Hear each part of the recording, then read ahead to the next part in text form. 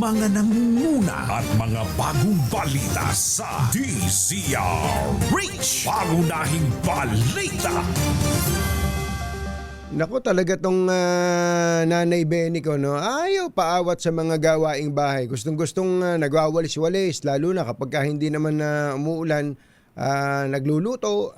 Pero nanay, wag na kayo maglalaba, ha? Kahit 80 years old, ayos na ayos pa rin. Malakas pa rin.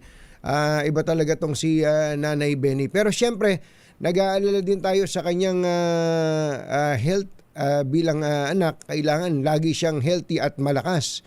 Kaya naman araw-araw dapat nagtitimpla tong si Nanay Benny. At yun ang kanyang ginagawa. Nitong N Plus Gold, lagyan mo lang ng 6 na scoops ang isang baso ng tubig at ready na ang isang healthy serving na kailangan para manatiling malakas at masigla. Hindi lang to para kay nanay, para sa mga nanay natin dyan. Hindi lang po natin inaalagaan si Nanay Benny kasi sa bawat pagtitimpla ng N Plus Gold para kay nanay na ipapakita ang tanda ng aking pagmamahal. Yun.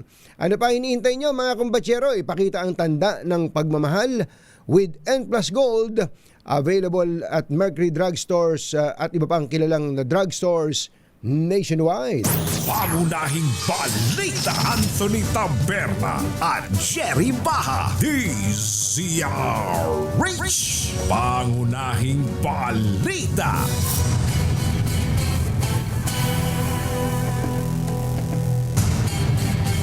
Alas 7:29 na po ng umaga.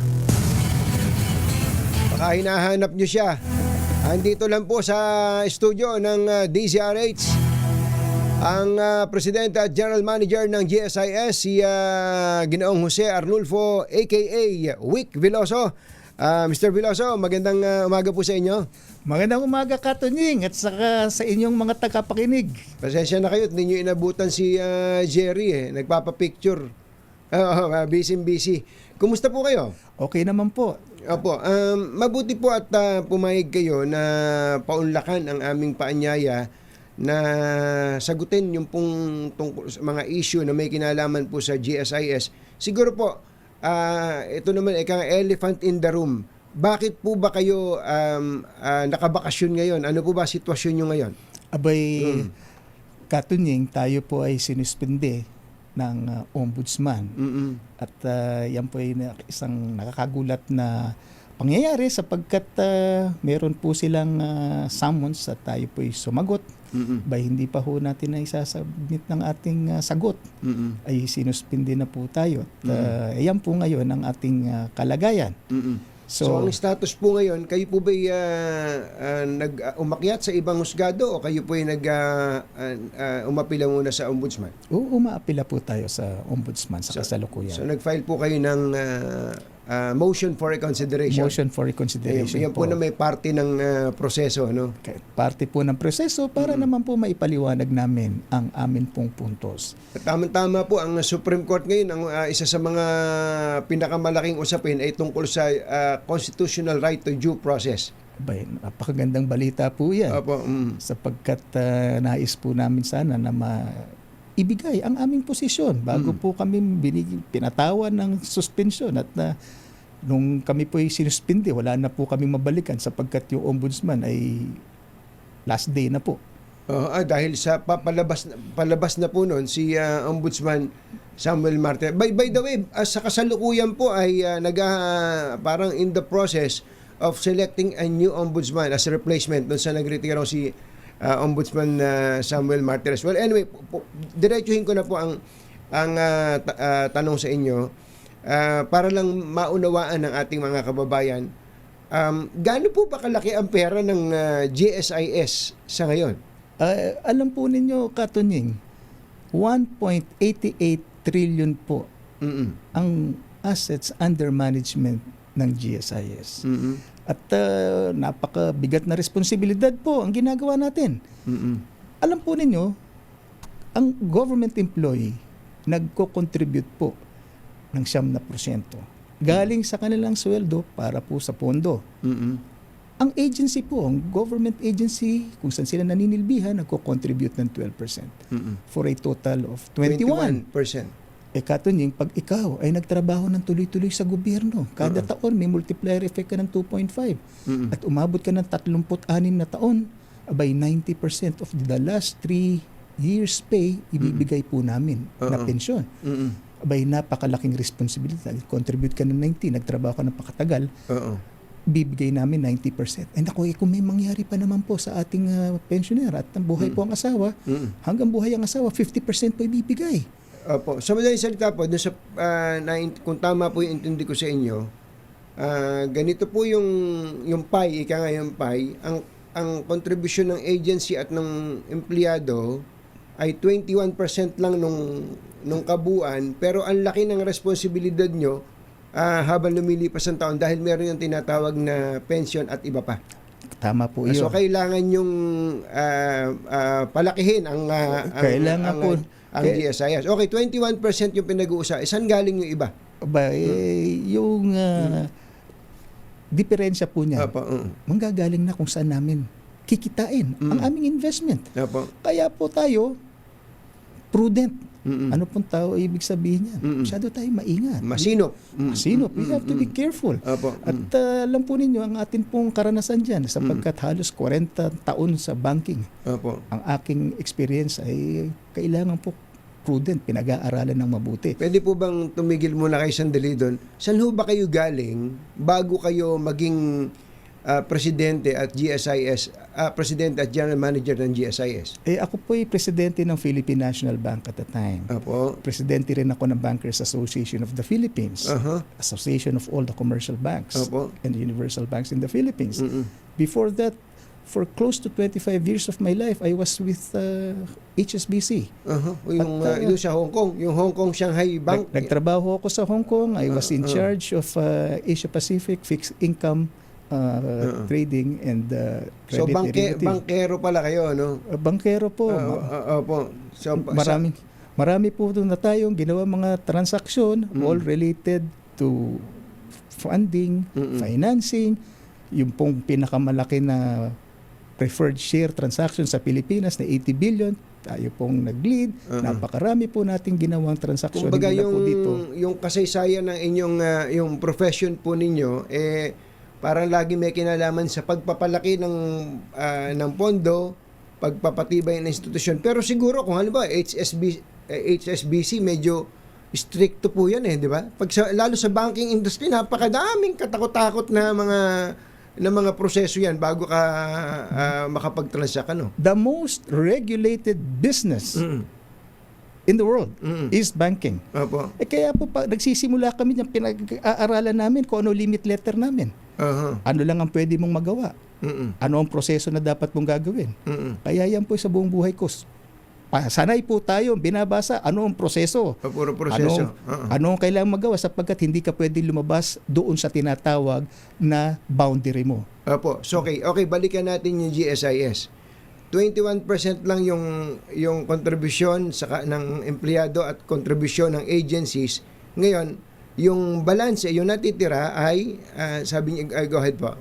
Tayo po ay nag-i-invest. Ngunit dahil tayo kailangan maging masinop, 72% po ng investment natin ay risk-free. Mahigit 40% po noon, government securities. Okay. Meron po tayong 20% noon, loans to members. At meron po tayong balanse niyan, nasa real estate. Yung balanse po, meron tayong 19, nasa equities. Yung 19% lang. Ito na yung pinag-uusapang mga investment nyo kung saan-saan. Tama po yan. So, sa kabuang, pwede bang banggitin na 1.88 trillion? Sa 1.88 trillion, 19% yun yung inyong ipinang-ninegosyo. Tama ba yun?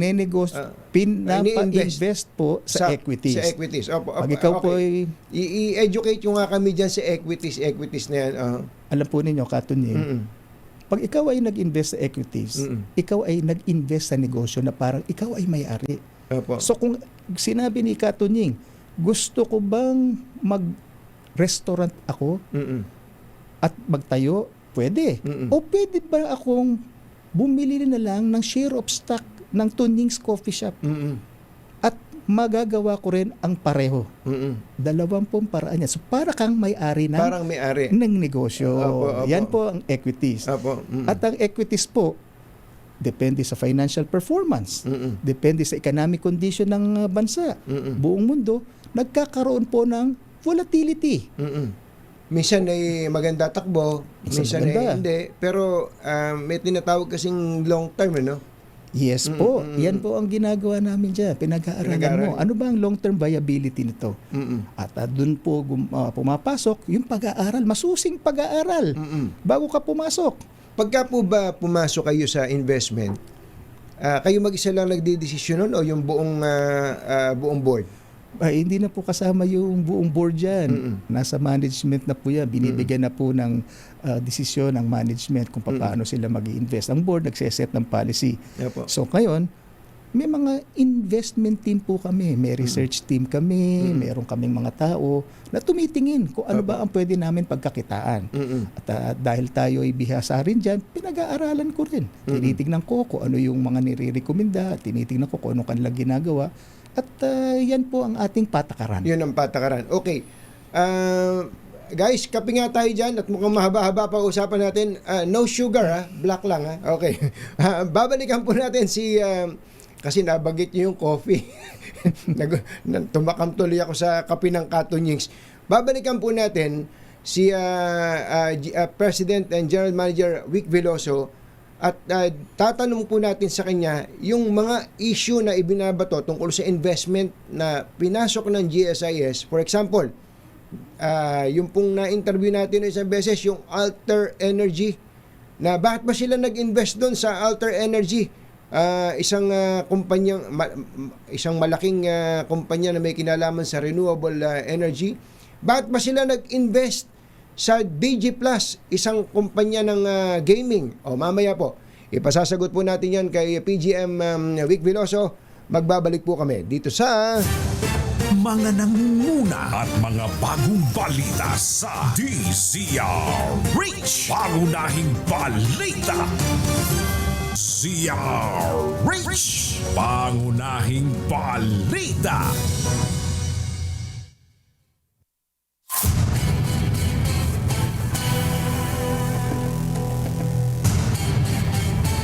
Engineer Tony Nanggel, 12 minutes bago ang alas 8 ng umaga. Balikan po natin dito sa studio si GSIS President and General Manager Vic Veloso. Good morning po ulit, PGM. Magandang umaga po, Katunying, at sa inyong mga tagapakinig. Opo, kanina po tinanong ko kayo kung lahat ba ng investment na ginagawa ng GSIS, solong kayo lang ba sa management ang nagdidesisyon nun? Meron po inatas sa management up to 1.5 billion. Limited po. Opo. AAA rated bonds o mga securities Opo. na negotiable instrument. At listed equities sa Philippine Stock Exchange. Lahat po lampas doon, representa mo sa board. Ayun. So, 1.5 billion pababa. Management na lang. Kayo at yung management team. Tama po iyan. Pag lumampas po doon, required. Takbo ka sa management. But of course, hindi lahat naman ng 1.5 billion pesos, kahit ano na lang, papasukin nyo. Meron palang mga qualifications. Pinag-aaralan po ng management team ng po management yan. Okay. Opo. Ang isa po, total nabanggit ko na kanina, ang isa pong unang, naging subject pa nga ng complaint against you, ito pong Alter Energy. Ito pong kumpanya ni former Energy Secretary Vince Perez. At na-interview naman, pero sa inyo na po manggaling, ano po ba? May napala po ba ang GSIS sa investment nyo sa Alter Energy? Abay, ang GSIS po ay kumita na mahigit 120 million na po dyan sa dividendo. Sa unang taon ng aming pag-i-invest. Alam po ninyo, isa sa mga kailangan ng Pilipinas ay mapabagsak ang presyo ng kuryente. Napakataas po ng cost ng kuryente dito sa atin. Kaya kung meron pong oportunidad na makakita tayo ng mga power company na may pagkakataon, either renewable, o yung mga wind, o yung mga tinatawag nilang solar. Mm-mm. Matulungan po natin Opo. sapagkat gusto po natin bumaba ang presyo ng kuryente. Mm-mm. Eh, ngayon po, ang sinasabi po ay hindi raw ho kami sumunod sa patakaran. Mm-mm. Ay, nasa ombudsman po ngayon yan. Opo. Hindi ko na po papaliwanag lahat ng detalye. Ngunit gusto ko pong alam sa ating mga tagapakinig. Mm-mm. Tayo po at ang ating management team na nag-review po nito ay naiintindihan po na kami ay nasa loob ng aming guideline. Mm-mm. At kami po ay sumunod. O kung sino man yung nag-file ng anonymous complaint, Mm-mm. ay malamang hindi po niya ganoon Mm-mm. naintindihan kung ano yung guidelines po. So ang sinasabi niyo po dito, PGM, wala kayong nilabag na batas? Wala kayong nilabag na alituntunin dito po sa investment nyo to sa Alder Energy? Wala po tayo nilabag na alituntunin. Ang hindi po pagkakaintindihan nung nag-file siguro ng complaint ay sa investment policy guideline. Opo. Okay. So, yan po ang ating position dyan. Opo. Si Senator Risa Ontiveros po ay nagsalita pa tungkol naman sa inyong investment sa DigiPlus Interactive Corporation ng mahigit 1 billion pesos po. Ito po isang online gaming company. Bago lang po ba kayo nag-invest dito sa kumpanya na to? Ay Katunying, 2023 pa lang po, 7 piso lang po iyan. Invested na po kami dyan. Pinapanood ho namin paano lumaki yung kumpanya. Pinag-aaralan po namin ng mga teknolohiyang ginagamit nila. Nakikita namin kung ano yung mga sinisiguro para maging compliant doon po sa mga regulations na binigay sa kanila ng regulator po nila. Opo. At nakikita po namin na tuloy-tuloy po ang pag-akyat ng kanilang stock price. So sa tingin po nyo ay matatag na o tamang mag-invest doon during that time? Ay yan po ay suportado kami ng research. Nung uli po naming pag-invest dyan, meron po ako research na aabot yan ng 109. Opo. Hawak ko is research kasama ng ating team, nagdidebate kami. Ano ba yung entry point? Opo.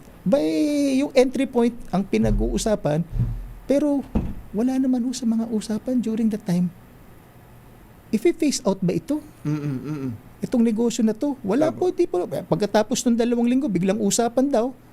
Sa SONA, sasabihin, if i-phase out daw. Kaya po nagkaroon ng volatility yung presyo. Opo.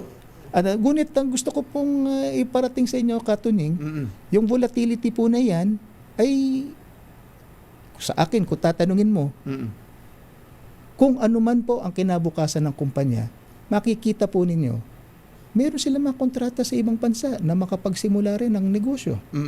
At ito ay isang bagay na mag-sustain po ng presyo. Opo. So, tayo po ay nag-i-invest in the long run. Opo. Ngayon, may paper loss.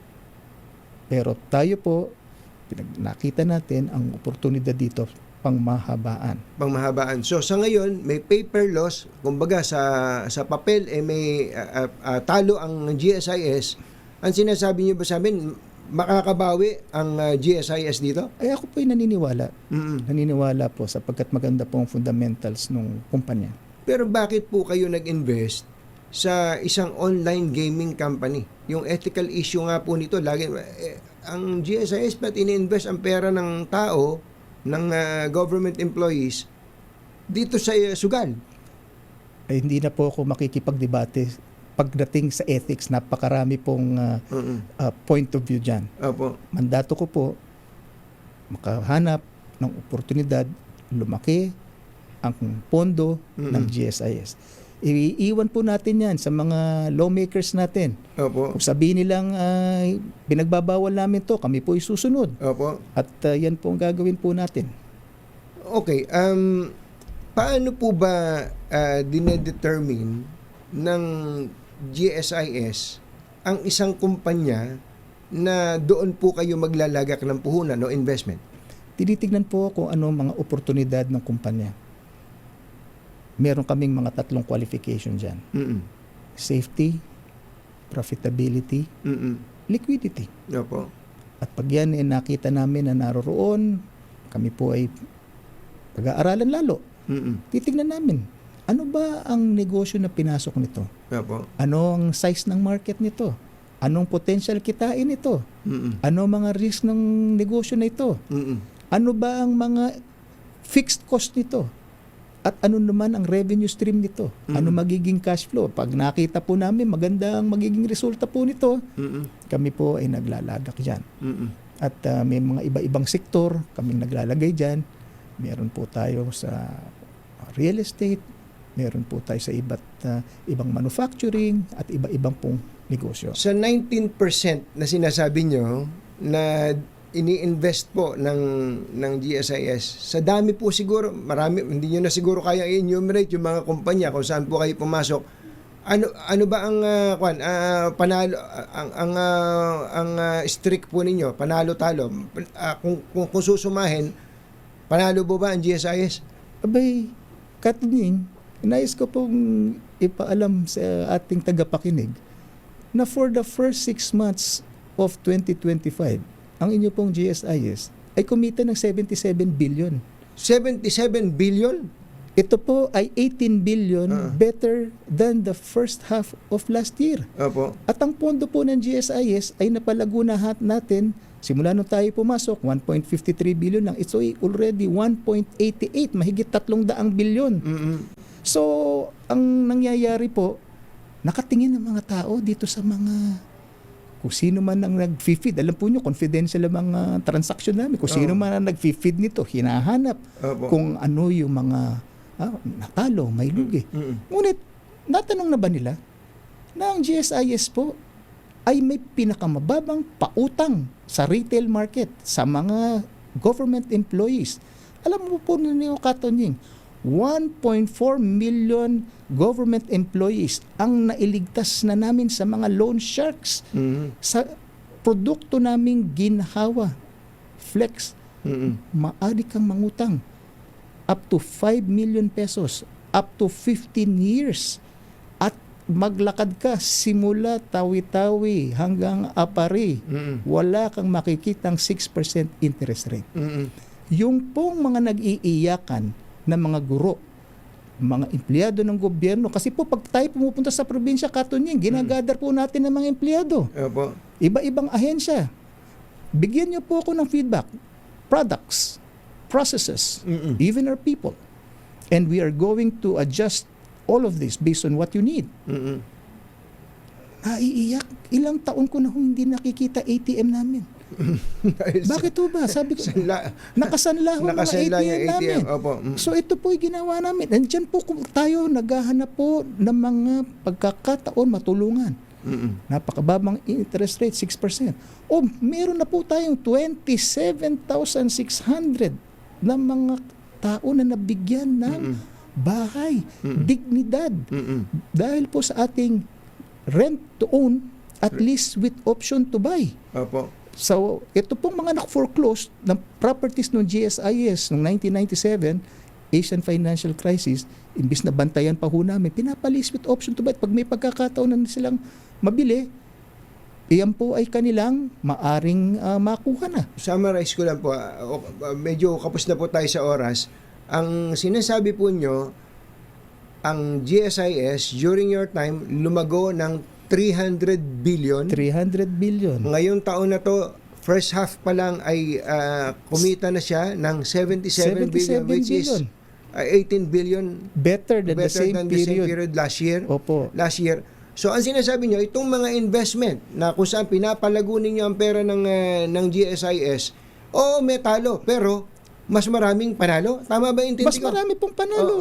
Portfolio po ang hinahandle po natin. Itong halimbawa, itong DG Plus, less than 1/2 of 1%, 0.13% of the portfolio. Napakaliit po ng portfolio. Hindi po lang nakikita yung mga ibang ini-investan po natin, kumikita po tayo. At kahit po dyan, sa mga bagay na yan, marami-rami po yan. Ngunit hindi na po natin babanggitin sapagkat confidential nga ang nature ng mga investment natin.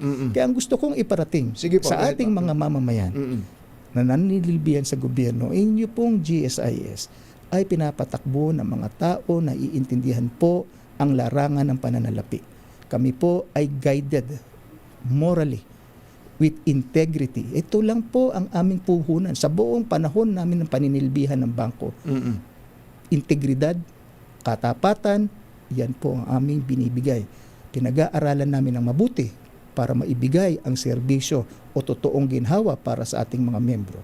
Binibigay po namin ang aming serbisyo, nakikinig po. Kami ay nakikinig sa kanila kung ano ang kanilang kailangan. Marami pa po sila sapagkat pinupuntahan mo namin yan. Kaya Opo. naririnig nila namin diretso sa kanila.